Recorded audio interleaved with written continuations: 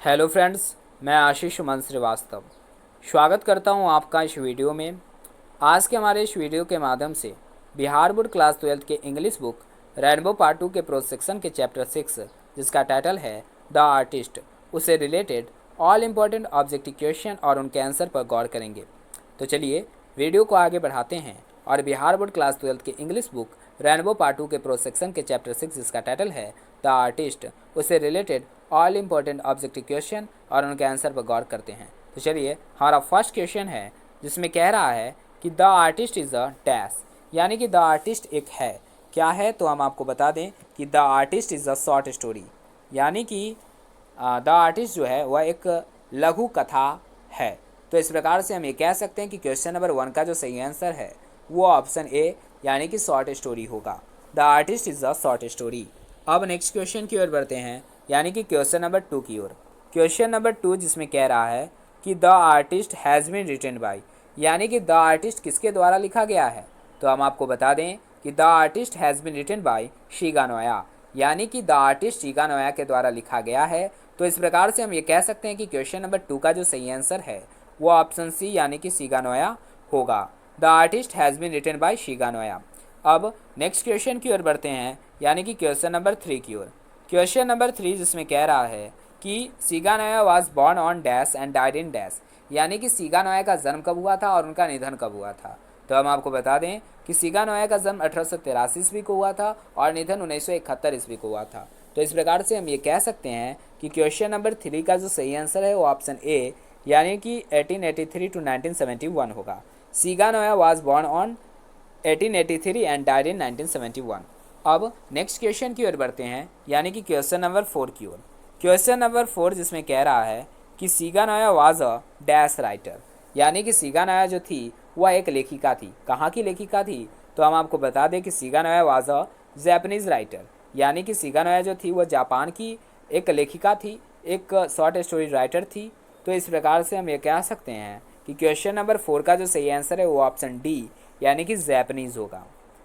Shiga Naoya was a Japanese writer. अब next question की ओर बढ़ते हैं, यानी कि क्वेश्चन नंबर 5 की ओर। क्वेश्चन नंबर 5 जिसमें कह रहा है कि Shiga Naoya was a dash, यानी कि शिगा नोया थी। तो हमने आपको बताया कि शिगा नोया एक राइटर है। अब कैसी राइटर है तो हम आपको बता दें कि Shiga Naoya was a short story writer, यानी कि शिगा नोया जो थी वह एक लघु कथाकार थी। तो इस प्रकार से हम ये कह सकते हैं कि क्वेश्चन नंबर 5 का जो सही आंसर है वो ऑप्शन डी यानी कि शॉर्ट स्टोरी राइटर होगा। Shiga Naoya was a short story writer. अब नेक्स्ट क्वेश्चन की ओर बढ़ते हैं, यानी कि क्वेश्चन नंबर 6 की ओर। क्वेश्चन नंबर 6 जिसमें कह रहा है कि Shiga Naoya was a short story writer of dash century, यानी कि हमने आपको बताया कि शिगा नोया एक राइटर थी। राइटर में कैसी राइटर थी तो शॉर्ट स्टोरी राइटर थी। लेकिन इस क्वेश्चन यानी कि क्वेश्चन नंबर 6 में कह रहा है कि Shiga Naoya was a short story writer of dash century, यानी कि Shiga Naoya short story writer थी, ये हमें पता है, लेकिन वह किस शताब्दी की थी, किस सदी की थी। तो हम आपको बता दें कि Shiga Naoya was a short story writer of 20th century, यानी कि शिगा नोया जो थी वह एक शॉर्ट स्टोरी राइटर थी 20वीं शताब्दी की। तो इस प्रकार से हम ये कह सकते हैं कि क्वेश्चन नंबर 6 का जो सही आंसर है वो ऑप्शन बी यानी कि 20th सेंचुरी होगा। Shiga Naoya was the short story writer of 20th century. अब नेक्स्ट क्वेश्चन की ओर बढ़ते हैं, यानी कि क्वेश्चन नंबर 7 की ओर। क्वेश्चन नंबर 7 जिसमें कह रहा है कि सेबे वाज, तो हम आपको बता दें कि सेबे जो है इस चैप्टर का मेन कैरेक्टर है। मेन कैरेक्टर यानी कि मुख्य पात्र है। तो इस प्रकार से हम ये कह सकते हैं कि क्वेश्चन नंबर 7 का जो सही आंसर है वो ऑप्शन ए यानी कि एन आर्टिस्ट होगा। क्यों? क्योंकि इस चैप्टर का जो टाइटल है वो है द आर्टिस्ट, यानी कि एक कलाकार, और इसका मेन कैरेक्टर जो है वो है सेबे। तो सेबे एक आर्टिस्ट रहता है। तो इस प्रकार से हम ये कह सकते हैं कि क्वेश्चन नंबर 7 का जो सही आंसर है वो ऑप्शन ए यानी कि एन आर्टिस्ट होगा। Seibei was an artist. अब नेक्स्ट क्वेश्चन की ओर बढ़ते हैं, यानी कि क्वेश्चन नंबर 8 की ओर। क्वेश्चन नंबर 8 जिसमें कह रहा है कि Seibei used to bore a neat hole in the dash, यानी कि सेबे जो था, जो इस चैप्टर का मेन कैरेक्टर है, जो कि एक आर्टिस्ट रहता है, एक कलाकार रहता है, वह किसके किस में छेद किया करता था? एक स्वच्छ छेद किया करता था, साफ छेद किया करता था। तो हम आपको बता दें कि Seibei used to bore a neat hole in the top of the gourd, यानी कि सेबे जो था वह लौकी के ऊपरी भाग में एक स्वच्छ छेद किया करता था। तो इस प्रकार से हम ये कह सकते हैं कि क्वेश्चन नंबर 8 का जो सही आंसर है वो ऑप्शन बी यानी कि टॉप ऑफ द गर्ड होगा। Seibei used to bore a neat hole in the top of the gourd. अब नेक्स्ट क्वेश्चन की ओर बढ़ते हैं यानी कि क्वेश्चन नंबर 9 की ओर। क्वेश्चन नंबर 9 जिसमें कह रहा है कि Seibei was a dash Japanese boy. तो हम आपको बता दें कि सेबे जो था वह एक जापानीज बॉय था यानी कि जापान का एक लड़का था। तो इस यानी कि क्वेश्चन नंबर 9 में कह रहा है कि Seibei was a dash Japanese writer, यानी कि सेबे जो था वह एक जापानीज लड़का था यानी जापान का लड़का था। और कितने वर्ष का था, तो हम आपको बता दें कि Seibei was a 12 years old Japanese boy, यानी कि सेबे जो था, जो कि इस चैप्टर यानी द आर्टिस्ट का मेन कैरेक्टर है, वह 12 वर्षीय जापानीज बॉय था यानी कि जापान के निवासी था, जापान का रहने वाला था। तो इस प्रकार से हम ये कह सकते हैं कि क्वेश्चन नंबर 9 का जो सही आंसर है वो ऑप्शन डी यानी कि 12 ईयर्स ओल्ड होगा। Seibei was a 12 years old Japanese boy. अब नेक्स्ट क्वेश्चन की ओर बढ़ते हैं यानी कि क्वेश्चन नंबर 10 की ओर। क्वेश्चन नंबर 10 जिसमें कह रहा है कि सेबे रीड्स एट डैश स्कूल, यानी कि इस चैप्टर का जो मेन कैरेक्टर है यानी सेबे, वह उसकी पढ़ाई किस भी स्कूल में हुई। तो हम आपको बता दें सेबे रीड्स एट प्राइमरी स्कूल, यानी कि सेबे जो था वह जापान के एक प्राथमिक विद्यालय में पढ़ता था। तो इस प्रकार से हम ये कह सकते हैं कि क्वेश्चन नंबर 10 का जो सही आंसर है वो ऑप्शन बी यानी कि प्राइमरी होगा। सेबे रीड्स एट प्राइमरी स्कूल, यानी कि सेबे जो है वह जापान के एक प्राथमिक विद्यालय में पढ़ता है। तो इस प्रकार से हम ये कह सकते हैं कि क्वेश्चन नंबर 10 का जो सही आंसर है वो ऑप्शन बी यानी कि प्राइमरी होगा। सेबे रीड्स एट प्राइमरी स्कूल। अब नेक्स्ट क्वेश्चन की ओर बढ़ते हैं यानी कि क्वेश्चन नंबर 11 की ओर। क्वेश्चन नंबर 11 जिसमें कह रहा है कि Seibei would examine the dash as soon as he got up, यानी कि सेबे जो था वो अच्छी तरह से जांच पड़ताल किया करता था किसी चीज़ को लेने से पहले। तो हम आपको बता दें कि इस क्वेश्चन का जो मुख्य आशय है, मेनली जो क्वेश्चन कर रहा है वह यह कर रहा है कि सेबे जो कि इस चैप्टर का मेन कैरेक्टर है वह किस चीज़ को लेने से पहले अच्छी तरह से जांच पड़ताल किया करता था। तो हम आपको बता दें कि Seibei would examine the gourds as soon as he got up, यानी कि सेबे जो था, जो कि इस चैप्टर का मेन कैरेक्टर है, द आर्टिस्ट यानी एक कलाकार रहता है, वह लौकी को लेने से पहले उसे अच्छी तरह से जांच पड़ताल किया करता है। तो इस प्रकार से हम ये कह सकते हैं कि क्वेश्चन नंबर 11 का जो सही आंसर है वो ऑप्शन ए यानी कि गॉड्स होगा। Seibei would examine the gourds as soon as he got up. तो इस प्रकार से हम ये कह सकते हैं कि क्वेश्चन नंबर 11 का जो सही आंसर है वो ऑप्शन ए यानी कि गॉड्स होगा। अब नेक्स्ट क्वेश्चन की ओर बढ़ते हैं यानी कि क्वेश्चन नंबर 12 की ओर। क्वेश्चन नंबर 12 जिसमें कह रहा है कि सेबे लिव्ड इन डैश, यानी कि सेबे जो था वो रहता था, कहाँ रहता था, तो हम आपको बता दें कि सेबे जो था वो मेनली, तो हम आपको बता दें कि जापान का लड़का था, जापानीज बॉय था 12 वर्षीय। लेकिन इस यानी कि क्वेश्चन नंबर 12 में कह रहा है कि सेबे लिव्ड इन, यानी कि जापान में कहाँ रहता था। तो हम आपको बता दें कि सेबे लिव्ड इन हार्बर टाउन, यानी कि क्वेश्चन नंबर 12 का जो सही आंसर है वो ऑप्शन डी यानी कि हार्बर टाउन होगा। सेबे लिव्ड इन हार्बर टाउन। तो इस प्रकार से हम ये कह सकते हैं कि क्वेश्चन नंबर 12 का जो सही आंसर है वो ऑप्शन डी यानी कि हार्बर टाउन होगा। सेबे लिव्ड इन हार्बर टाउन। अब नेक्स्ट क्वेश्चन की ओर बढ़ते हैं यानी कि क्वेश्चन नंबर 13 की ओर। क्वेश्चन नंबर 13 जिसमें कह रहा है कि Seibei knew every place that sold, यानी कि इसका हिंदी मीनिंग होगा कि सेबे जो था वो हर जगह जानता था जहाँ बिकता था। क्या बिकता था, तो जहाँ गर्ड्स बिकता था यानी कि जहाँ लौकी बिकता था उस हर जगह को सेबे जानता था। तो इस प्रकार से हम ये कह सकते हैं कि क्वेश्चन नंबर 13 का जो सही आंसर है वो ऑप्शन ए यानी कि गॉड्स होगा। Seibei knew every place that sold gourds, यानी कि सेबे जो इस चैप्टर का मेन कैरेक्टर है वह हर उस जगह को जानता था, अच्छी तरह से जानता था जहाँ पे गॉड्स यानी कि लौकी मिलते थे, बिकते थे। तो इस प्रकार से हम ये कह सकते हैं कि क्वेश्चन नंबर 13 का जो सही आंसर है वो ऑप्शन ए यानी कि गॉड्स होगा। Seibei knew every place that sold gourds. अब नेक्स्ट क्वेश्चन की ओर बढ़ते हैं यानी कि क्वेश्चन नंबर 14 की ओर। क्वेश्चन नंबर 14 जिसमें कह रहा है कि Seibei was passionately interested in dash, यानी कि सेबे जो था वह किस में दिलचस्पी दिखाता था। तो हम आपको बता दें और आपको विदित होगा, आपको पता होगा कि Seibei was passionately interested in gourds, यानी कि सेबे जो था वो पूरी तरह से एकदम उसका जो दिलचस्पी था वह गॉड्स में था, यानी लॉकी में था। तो इस प्रकार से हम ये कह सकते हैं कि क्वेश्चन नंबर 14 का जो सही आंसर है वो ऑप्शन सी यानी कि गॉड्स होगा। Seibei was passionately interested in gourds. अब नेक्स्ट क्वेश्चन की ओर बढ़ते हैं, यानी कि क्वेश्चन नंबर 15 की ओर। क्वेश्चन नंबर 15 जिसमें कह रहा है कि you are an idiot shouted, यानी कि यू आर एन इडियट, यह एक वक्तव्य है, एक स्टेटमेंट है। और इस यानी कि क्वेश्चन नंबर 15 में कह रहा है यह स्टेटमेंट किसका है। तो हम आपको बता दें यू आर एन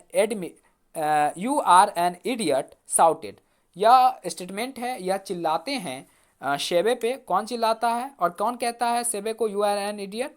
तो हम आपको बता दें कि the teacher, you are an idiot the teacher shouted, यानी कि एक बार क्या होता है कि सेबे के क्लास में, यानी कि जैसा कि हमने आपको बताया कि प्राइमरी स्कूल है, तो प्राइमरी स्कूल में क्या होता है कि एथिक के जो टीचर रहते हैं तो वो पढ़ाते रहते हैं। और उस वक्त जो है ये सेबे अपने गॉड्स यानी लॉकी के साथ कलाबाजी करते रहता है, यानी कि अपने आर्टिस्ट का प्रदर्शन करते रहता है चुपके से। तो वही जो है एथिक के टीचर देख लेते हैं, उसे रंगे हाथ पकड़ लेते हैं और उस पर चिल्लाते हैं और कहते हैं यू आर एन इडियट, कि तुम जो हो एक इडियट हो और तुम पढ़ाई पे ध्यान नहीं दे रहे हो। तो वही कह रहा है कि क्वेश्चन नंबर 15 में कि you are an idiot shouted, यानी कि यू आर एन इडियट, यह कौन चिल्लाता है? तो हम आपको बता दें कि the teacher, you are an idiot the teacher shouted. तो इस प्रकार से हम ये कह सकते हैं कि क्वेश्चन नंबर 15 का जो सही आंसर है वो ऑप्शन ए यानी कि द टीचर होगा। You are an idiot the teacher shouted. अब नेक्स्ट क्वेश्चन की ओर बढ़ते हैं, यानी कि क्वेश्चन नंबर 16 की ओर। One could walk from one end of the town to another end, यानी कि कह रहा है कि one could walk from one end of the town to another end, यानी कि कितने समय में सेबे जो था वह एक शहर के छोर से दूसरे शहर के छोर तक पहुंच जाता था।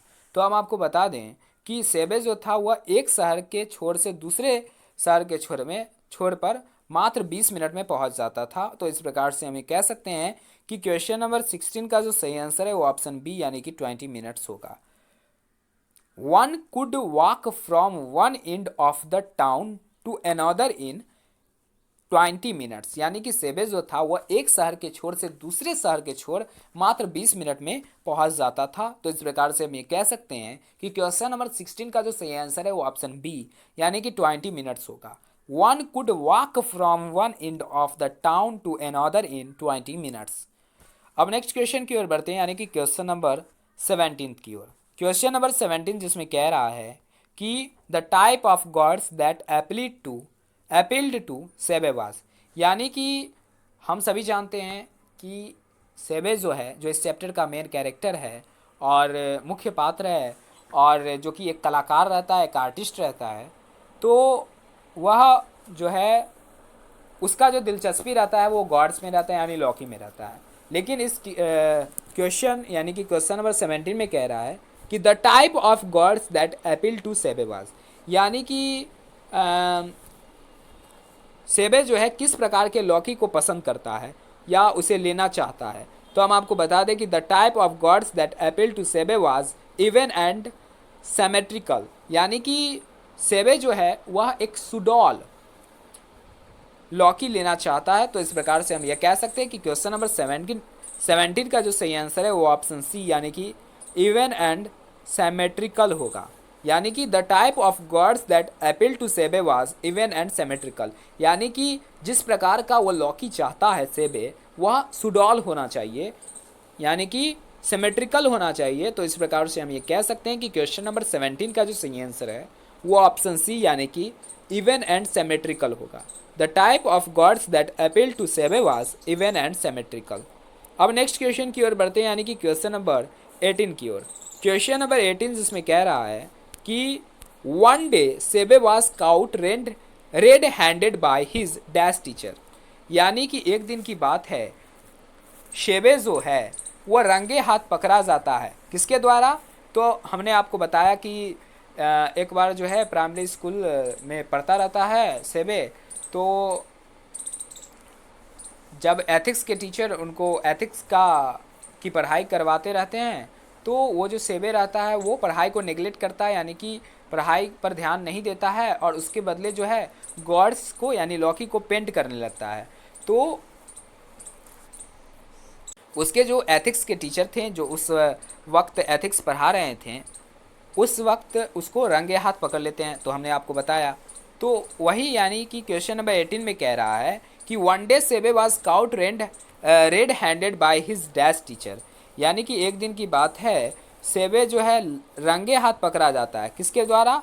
तो एथिक्स टीचर के द्वारा, नैतिक शिक्षा के द्वारा।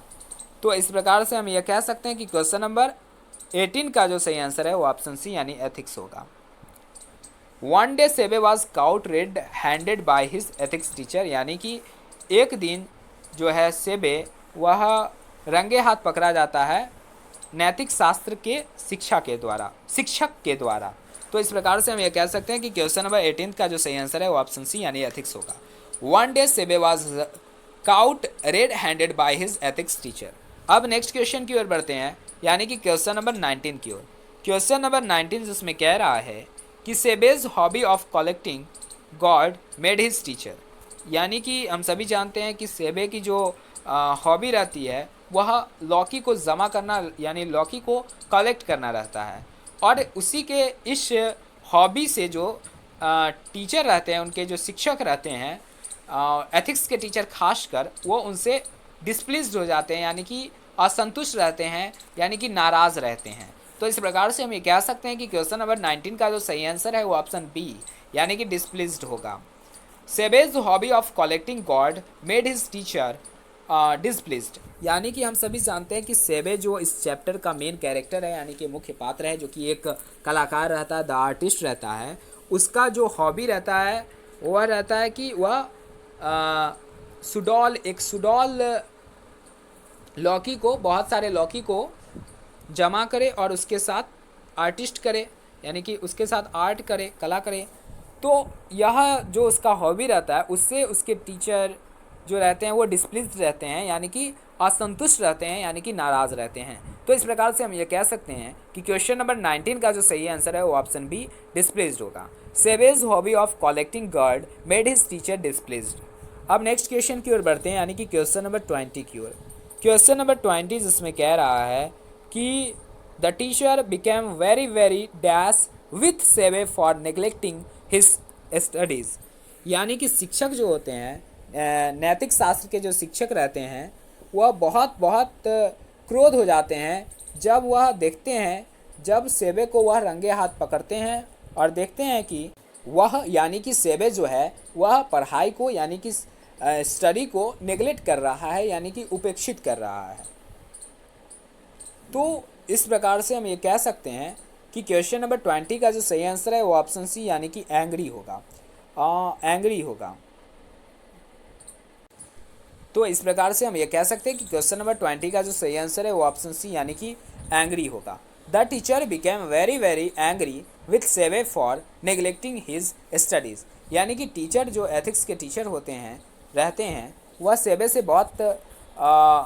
से बहुत गुस्सा हो जाते हैं। क्यों? क्योंकि उस वक्त सेबे जो है वो पढ़ाई के बदला पढ़ाई को नेगलेक्ट करके अपने आर्ट में बिज़ी हो जाता है, इसलिए उनके टीचर जो रहते हैं वो एंग्री हो जाते हैं। तो इस प्रकार से हम ये कह सकते हैं कि क्वेश्चन नंबर 20 का जो सही आंसर है वो ऑप्शन सी यानी कि एंग्री होगा। The teacher became very angry with Seibei for neglecting his studies. यानी कि एथिक्स के जो टीचर होते हैं वो बहुत क्रोध हो जाते हैं सेबे से, जब सेबे पढ़ाई के बदले पढ़ाई को नेगलेक्ट करके अपने कला में व्यस्त हो जाता है। तो इस प्रकार से हम ये कह सकते हैं कि the teacher become very angry with Seibei for neglecting his studies. अब नेक्स्ट क्वेश्चन की ओर बढ़ते हैं, यानी कि क्वेश्चन नंबर 21 की ओर।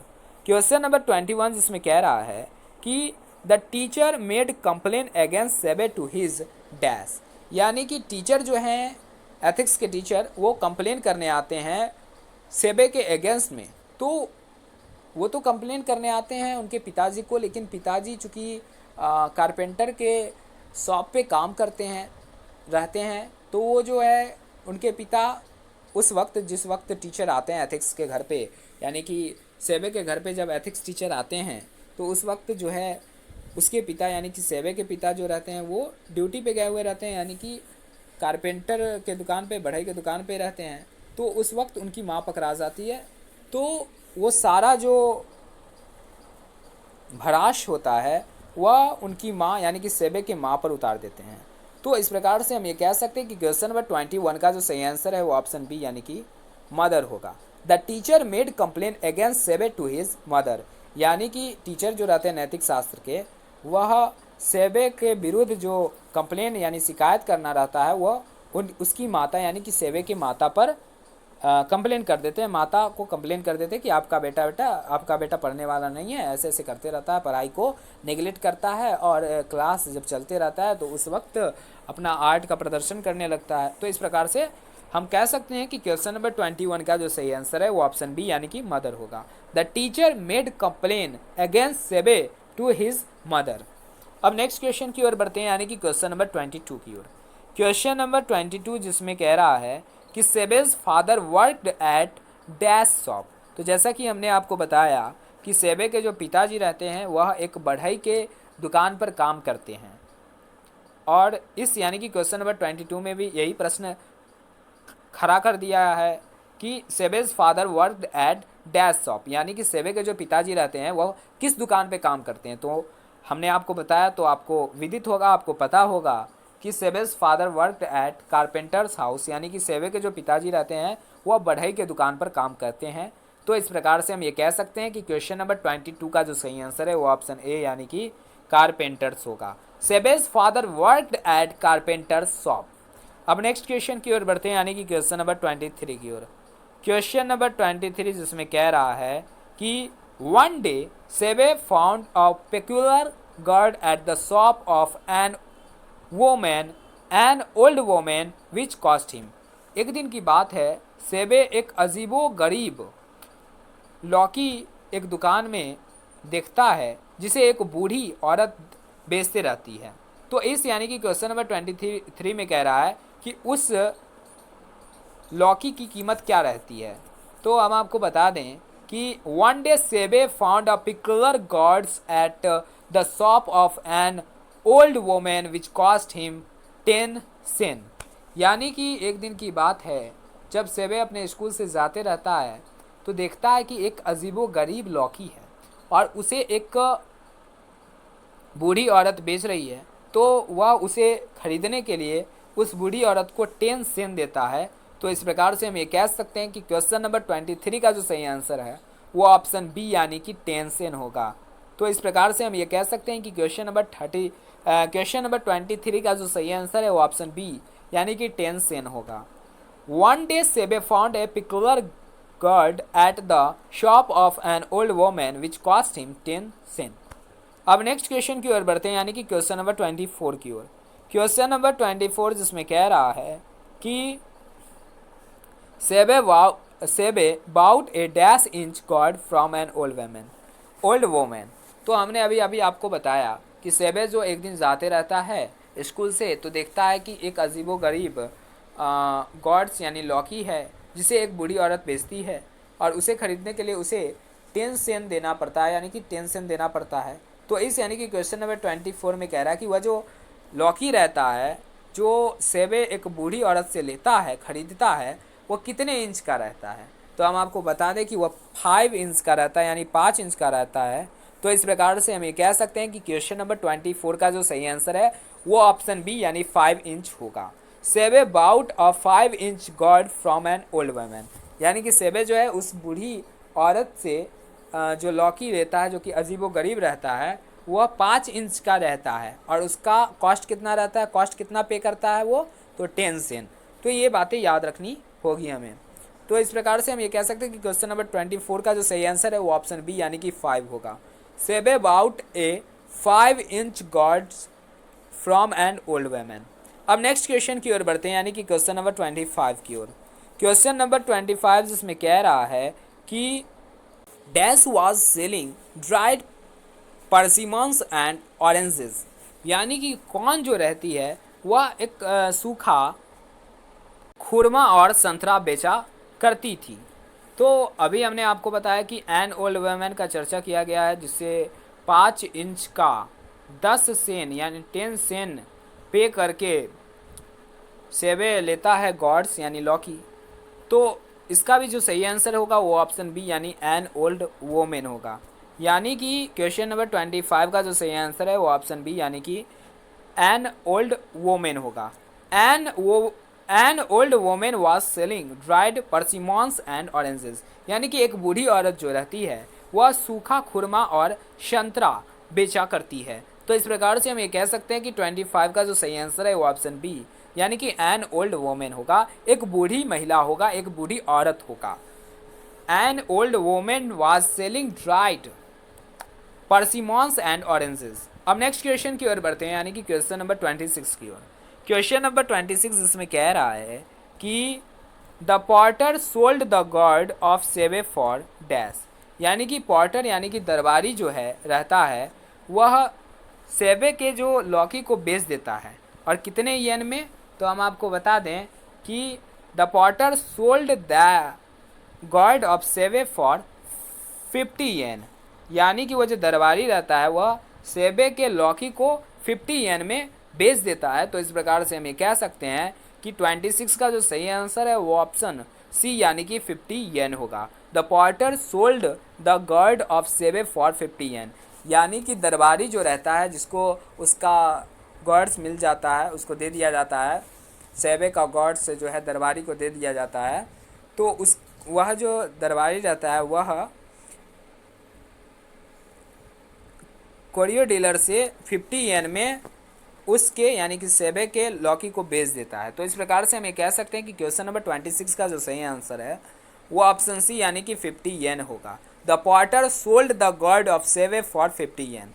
अब नेक्स्ट क्वेश्चन की ओर बढ़ते हैं, यानी कि क्वेश्चन नंबर 27 की ओर।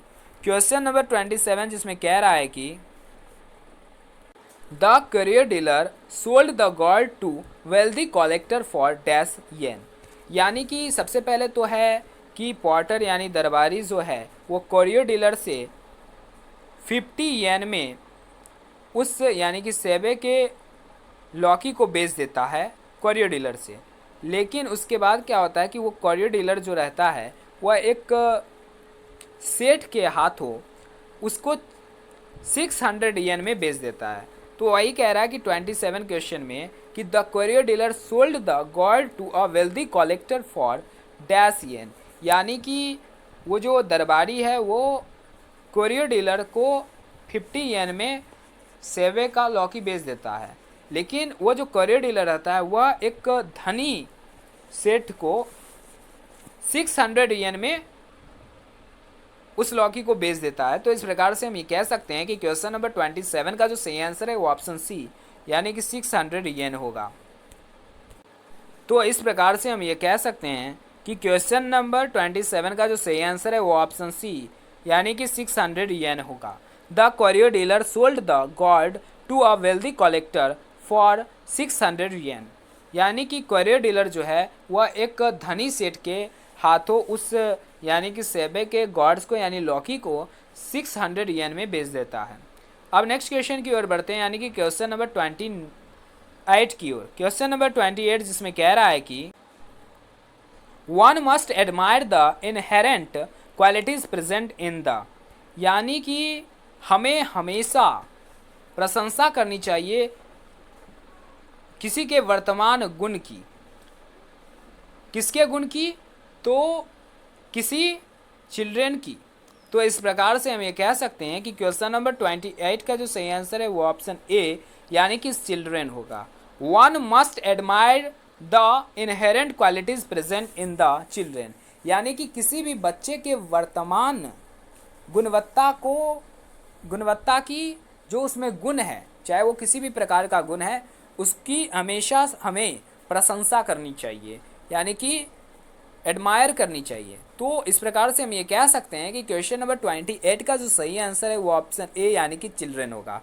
One must admire the inherent qualities present in the children, यानी कि हमें हमेशा प्रशंसा करनी चाहिए किसी बच्चे के अंदर जो अभी उसका गुण है, उसमें गुण जो समाहित है उसकी हमें प्रशंसा करनी चाहिए। तो इस प्रकार से हम ये कह सकते हैं कि क्वेश्चन नंबर 28 की समाप्ति के साथ साथ हम बिहार बोर्ड क्लास 12 के इंग्लिश बुक रेनबो पार्ट 2 के प्रोसेक्शन के चैप्टर 6 जिसका टाइटल था द आर्टिस्ट, उससे related all important objective question और